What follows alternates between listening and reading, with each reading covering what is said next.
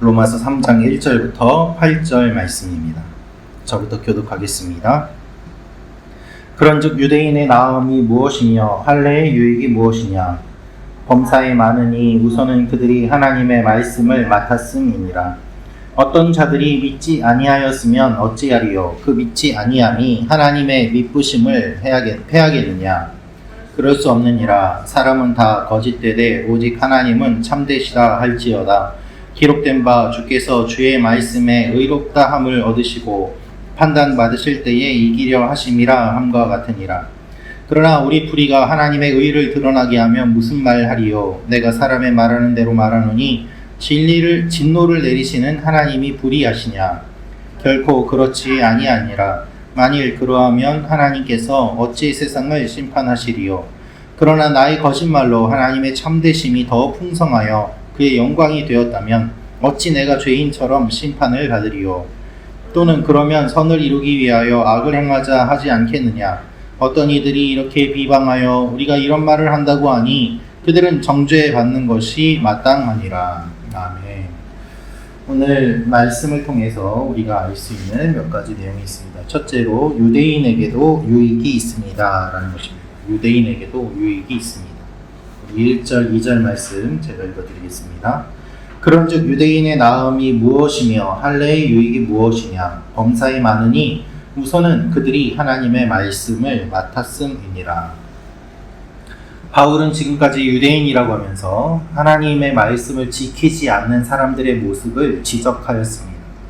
하나님의 말씀을 받았으면서도 지키지 않는 그들은 하나님의 이름을 모욕합니다.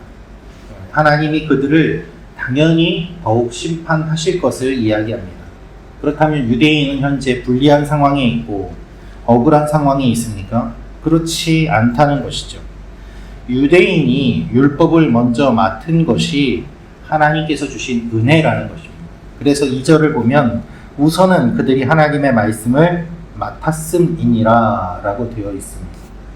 본문에 기록된 말씀이라는 뜻은 로고스가 아니라 로기아라는 말입니다. 이 로기아라는 말은 하나님의 말씀 전반적인 것을 의미합니다. 하나님의 계시 전체를 포함합니다. 단순히 주어진 율법만이 아니라 구약의 모든 말씀과 선지자를 통해서 선포된 모든 메시지를 다 포함하는 것이 로기아라는 말입니다.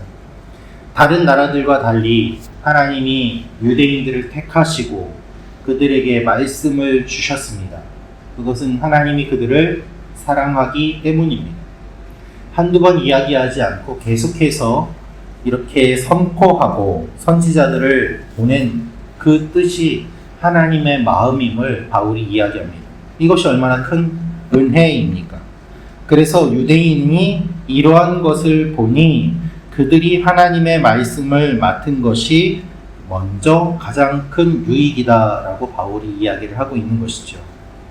우리에게도 그렇습니다. 하나님이 말씀을 주시는 것이 큰 유익입니다. 그것이 큰 은혜입니다. 하나님이 이 말씀을 우리에게 주시려고 노력하셨고 우리 믿음의 선배들이 이 말씀을 읽고 전하고자 많은 노력을 기울였습니다. 성경을 보급하기 위해 많이 노력을 하고 목숨을 걸고 그리고 또한 사제들만 읽을 수 있는 그 말씀을 일반 성도들도 읽을 수 있도록 종교의 개혁을 하면서까지 하나님의 말씀을 모든 사람이 듣도록 하는 것이 우리 믿음의 선배들의 노력들이었습니다. 우리가 지금 살면서 마음만 먹으면 설교를 들을 수 있고 또 예배를 드릴 수 있는 것은 엄청난 은혜요 특권임을 우리는 기억해야만 하는 것입니다. 이 은혜의 의미를 잘 생각할 때 하나님의 풍성함을 맛보아 알 수 있습니다. 주신 유익을 유익으로 알 때 거기에서 감사가 생기게 되는 것이죠. 오늘도 이 하나님께서 주신 것을 잘 기억하고 하나님 앞에 감사하며 나아가는 여러분과 제가 되기를 소망합니다.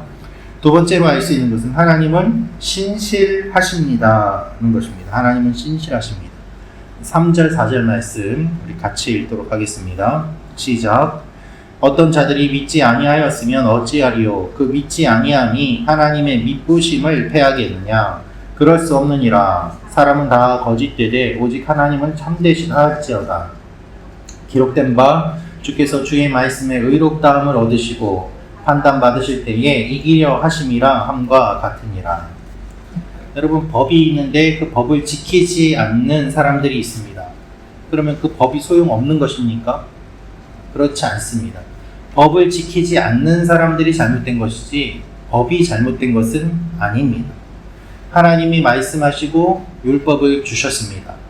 그리고 신실하게 하나님의 백성들을 인도해 주셨습니다. 그러면 하나님이 잘못입니까? 아닙니다. 하나님의 말씀을 듣지 않는 유대인들이 잘못하고 있는 것 아니겠습니까? 바울은 그 이야기를 하고 있는 것입니다. 사람은 다 거짓되되 하나님은 참되시다. 그 믿지 아니함이 하나님의 미쁘심을 패하겠느냐? 하나님은 항상 미쁘시고 즉 신실하게 약속을 이루어 가시는 분인데 이 사람들이 이것을 믿지 않음으로 말미암아 하나님의 신실하심이 망가지겠느냐? 그렇지 않다는 것이죠. 하나님의 신실함은 그대로 있지만 이것을 모욕하는 사람들이 잘못되었음을 말하고 있습니다. 그래서 4절에 거짓되다 라는 말은 거짓말쟁이라는 뜻인데 사람은 다 거짓말쟁이라는 거예요. 여러분, 우리는 다 거짓말쟁이입니다. 우리는 거짓말쟁이가 아니라고 하는데 그게 거짓말입니다. 우리는 누구보다 쉽게 타협할 수 있는 존재고 누구보다 쉽게 타락할 수 있는 존재예요. 이것을 알아야지 되는데 스스로를 속이고 거짓말을 합니다. 아무도 자신할 수 없어요. 내 마음 나도 모르고 내가 하는 행동 어떠한 의미인지 나도 모르고 내가 무슨 말을 하면서 하는지도 모르는 경우가 얼마나 많이 있는지 모릅니다. 그래서 오직 하나님만 신실하신 분이고 믿으신 분이기 때문에 우리가 하나님을 믿어야 되고 또한 믿을 수 있음을 바울이 이야기합니다. 이 세상의 모든 것은 다 변해가는데 하나님은 신실하십니다. 그래서 약속을 지키지 않고 율법을 어기는 이스라엘이 있더라도 하나님은 이 약속을 파기하지 않으시고 끝까지 구원하기 위하여 손을 내미시는 것을 바울이 알고 있습니다. 바울이 이방인의 사도라고 하지만 그의 마음은 언제나 유대인들을 먼저 향하고 있었고 유대인들이 먼저 복음을 받아들이기를 원하는 마음은 그의 일생을 끝까지 따라다니는 마음이 되었습니다. 따라서 우리의 상황과 환경에 관계없이 하나님이 바뀌지 않으심을 바라보면서 불성실하게 하나님을 대적하는 유대인들의 그 모습이 아니라 하나님 앞에 우리가 순종하며 나아가는 이 아침이 되기를 주님의 이름으로 축원합니다. 마지막으로 알 수 있는 것은 하나님의 뜻을 왜곡하면 안 됩니다 라는 것입니다. 하나님의 뜻을 왜곡하면 안 됩니다. 7절 8절 말씀 제가 읽어드리겠습니다. 그러나 나의 거짓말로 하나님의 참되심이 더 풍성하여 그의 영광이 되었다면 어찌 내가 죄인처럼 심판을 받으리요? 또는 그러면 선을 이루기 위하여 악을 행하자 하지 않겠느냐? 어떤 이들이 이렇게 비방하여 우리가 이런 말을 한다고 하니 그들은 정죄받는 것이 마땅하니라. 사람들이 끝까지 악한 반응을 보이는데 어떠한 반응을 보이는가 하면 우리가 죄를 지어서 하나님의 신실함이 드러나신다면 우리가 계속 죄를 짓는 게 하나님의 영광을 나타내는 것 아닌가? 라고 이야기를 하였습니다. 선을 이루기 위해서 악을 행하는 것이 더 좋은 것 아닌가라는 말입니다. 이런 사람들이 이렇게 이야기합니다. 가룟 유다가 예수님을 팔아 넘겼으니까 예수님이 구원의 완성을 이루실 수 있는 것 아닌가? 그러면 유다가 무슨 잘못이 있다는 말인가? 이런 식으로들 해석을 하는 것이죠. 그건 잘못된 것입니다. 그런 논리라면 살인범들은 경찰의 실적을 올려줄 수 있으니까 좋은 일을 한다고 얘기할 수 있는 것입니까?